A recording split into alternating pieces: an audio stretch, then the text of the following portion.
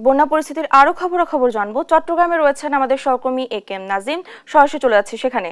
নাজিম, চট্টগ্রামের বন্যা পরিস্থিতির অবস্থা কেমন দেখছেন?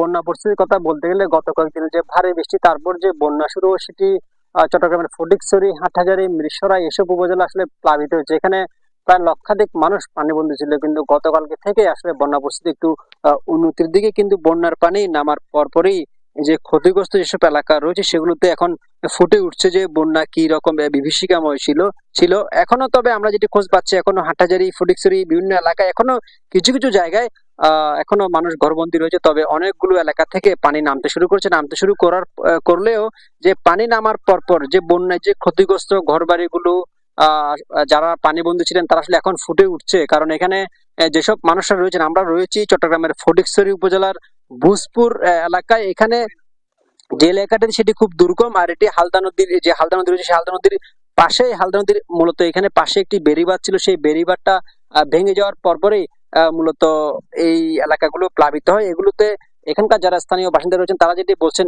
এই এলাকায় প্রায় আপনার প্রতিটি ঘরের উপরে পর্যন্ত পানি ছিল, মানে বলতে গেলে প্রতিটি ঘর আসলে পানির নিচে ছিল। এতে করে এখানকার যারা মানুষ তারা আশেপাশের কিছু উঁচু জায়গা এবং বেড়ির বাঁধে তারা অবস্থান নিয়েছিল। কিন্তু এখন যেহেতু বন্যা শেষ বা পানি নেমে যাচ্ছে, তাই তারা তাদের নিজ নিজ বাসস্থানে বা ঘরগুলোতে ফিরছে। কিন্তু ফিরলেও ঘরের যে ক্ষত চিহ্ন এবং বেশিরভাগ আসবাবপত্র পানিতে ভাসিয়ে নিয়ে গেছেন এবং রান্নার কোনো উপকরণ নেই বললে চলে। কারণ এখানে যারা ত্রাণ নিয়ে আসেন সবাই, আমরা দেখেছি কিছুক্ষণ আগেও ত্রাণের গাড়ি দেখলে বা কোনো ট্রাক দেখলে এখানকার যারা সাধারণ মানুষ রয়েছেন তারা কিন্তু ছুটে যাচ্ছেন ত্রাণ পাওয়ার আশায়। আর এদের এখানে যারা রয়েছেন তাদের যে অভিযোগ, আহ এক একজন মানুষ বা এক একটি পরিবার বেশিরভাগ ত্রাণ পেলেও অনেকে খুবই কম পাচ্ছেন, অনেকে বেশি নিয়ে যাচ্ছে, অনেকে আবার কম পাচ্ছে।